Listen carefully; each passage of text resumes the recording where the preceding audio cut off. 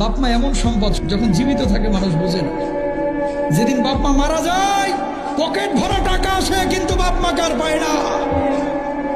আজকে মা মোরগ খাইতে পছন্দ করে, মা হাঁস খাইতে পছন্দ করে, কিনে দেওয়ার মতো অনেক যুবকের সামর্থ্য নাই। কালকে পকেট ভরা টাকা আসবে যে প্রতিদিন মাকে একটা হাঁস খাওয়াইতে পারবো, সেদিন বাপ মার থাকবে না ভাই। এই জন্য বউয়ের হক আদায় করেন, বাপ মার দিকে টেক কেয়ার করেন। বাপ মা বড় দামি জিনিস। যেদিন জন্ম দিয়েছে যার স্বামী না জানি এবার মরে যায়। কত মানুষ তো জন্ম দেওয়ার সময় মারা যায়, তুমি আমারও মাফ করে দিও। এইভাবে আপনারা দুনিয়ার মুখ দেখিয়েছেন নিজের জীবনটারে বাজি রেখে। অনেক যুবক আছে এই বাপ মাকে না জানায় পালায় গিয়ে সুন্দরী মেয়ে বিয়ে করে ফেলায়। কথা বলেন ঠিক কিনা?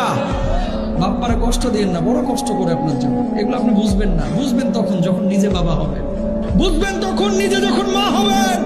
তখন বুঝে আর কোনো লাভ হবে না, ততদিনে মা কবরে চলে গেছে।